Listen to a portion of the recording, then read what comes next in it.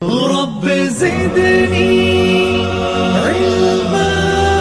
الحمد لله رب العالمين والصلاة والسلام على أشرف الأنبياء والمرسلين وعلى آله وصحبه أجمعين وبعد. میرے عزیز طلباء اور دینی ملی بھائیوں،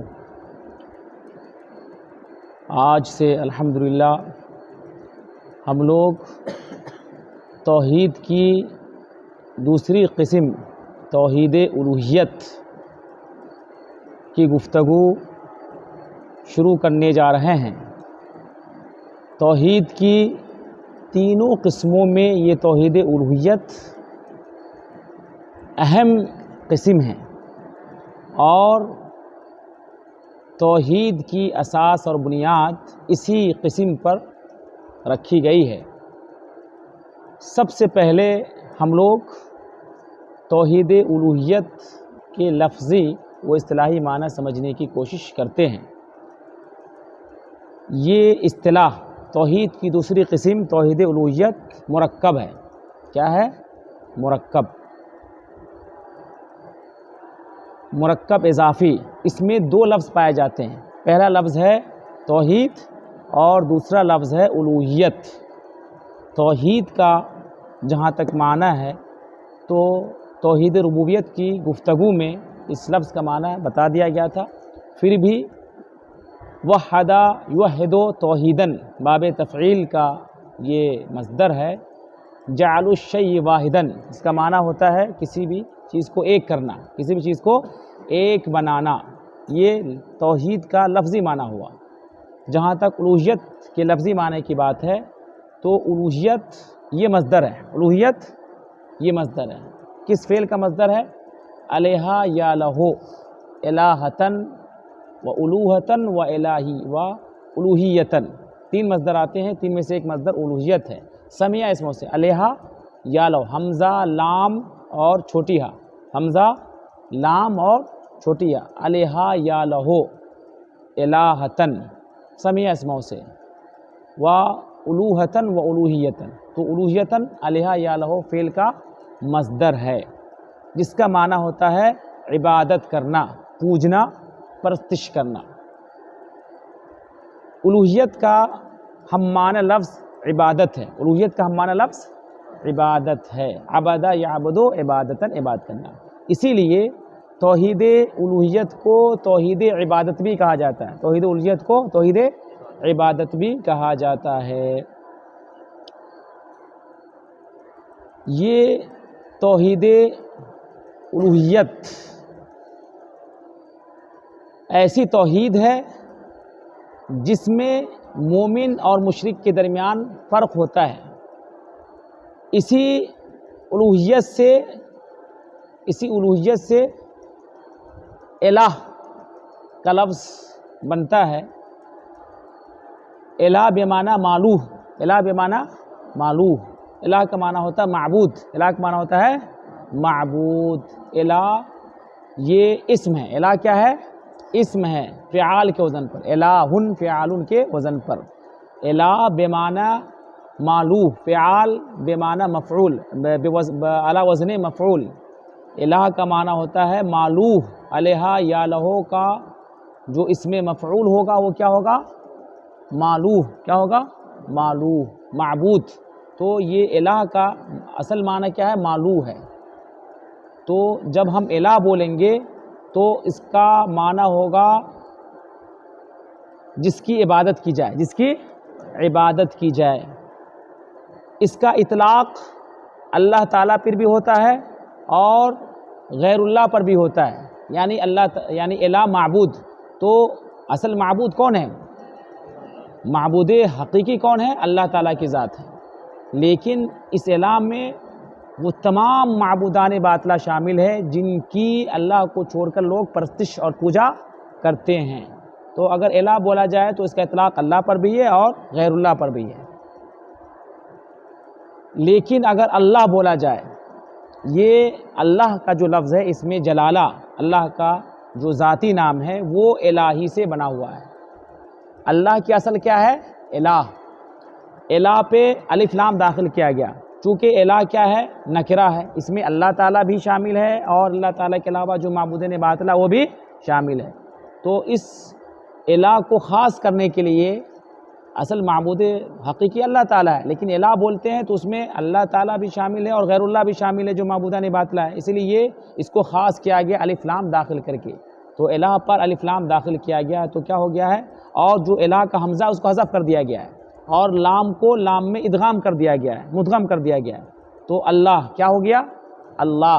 تو جب اللہ بولیں گے تو یہ خاص لفظ، یہ خاص کس کے لیے ہوگا؟ اللہ تعالیٰ کی ذات کے لیے، رب کے لیے یہ لفظ خاص ہوگا۔ اس کا معنی ہوگا کہ اللہ تعالیٰ ہی معبود حقیقی ہے۔ تو اللہ کی اصل کیا ہے؟ الہ۔ اللہ تعالیٰ، اللہ کا جو لفظ ہے اس کی اصل کیا ہے؟ الہ ہے۔ تو سمجھ گیا آپ لوگ؟ تو یہ جو الہ ہے معبود، اس میں دیگر معبودان بھی شامل ہیں، لیکن اللہ بولنے سے اللہ تعالیٰ خاص ہو گیا ہے۔ یہ لفظی معنی ہو گئے، یہ ساری معنی کیا ہو گئے؟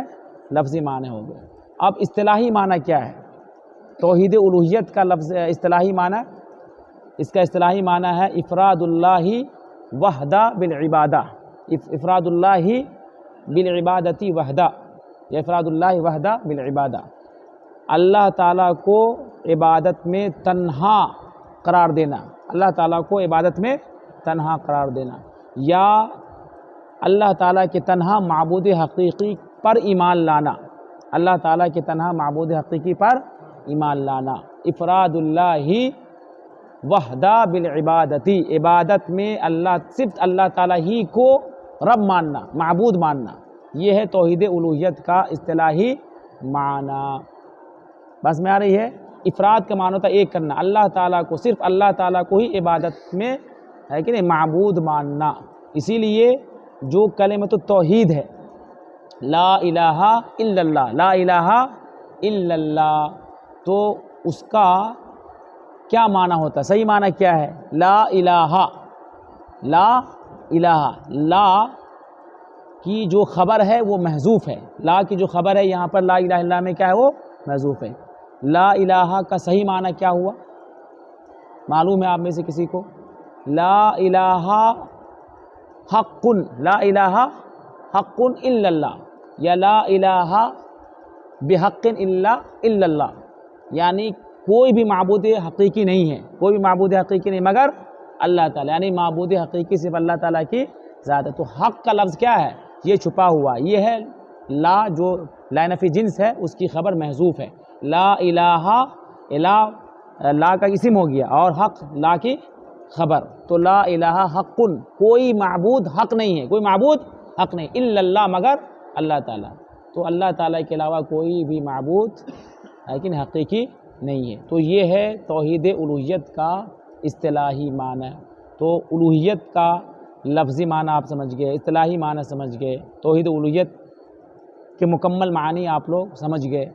اب اللہ تعالیٰ ہی معبود حقیقی کیوں ہے؟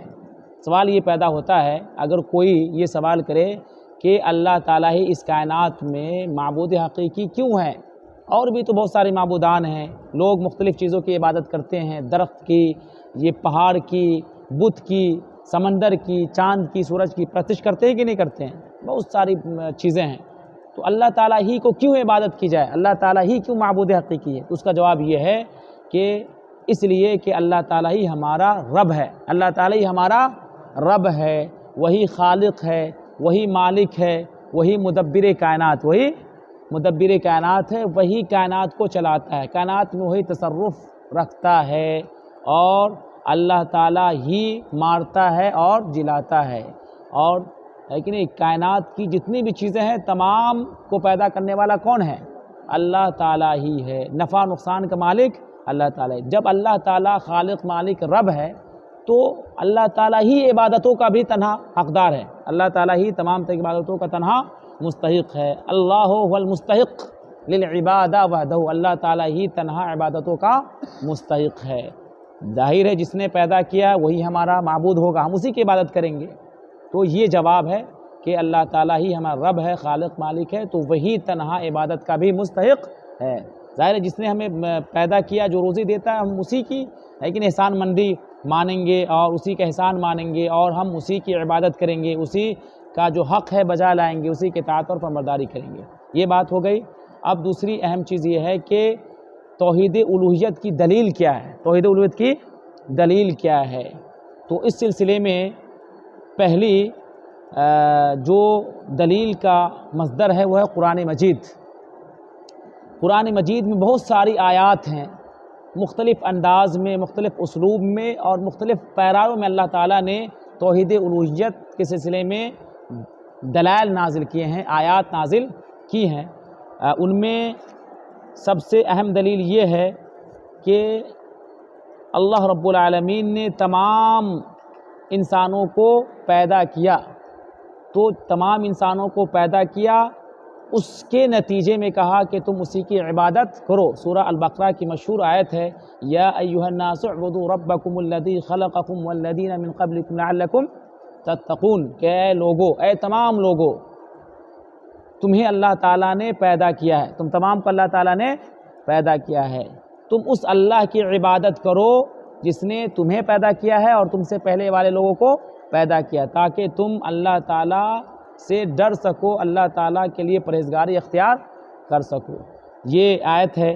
دوسری آیت جس میں اللہ تعالیٰ نے انسان اور جنات کی خلقت کا مقصد ہی توحید الوہیت کو بتایا ہے۔ یہ انداز بتا رہے قرآن کا کیا انداز ہے۔ ابھی میں نے جو آیت پڑھی سورہ بقرہ کی، اس میں اللہ تعالیٰ نے ڈائریکٹ اپنی عبادت کرنے کا حکم دیا ہے۔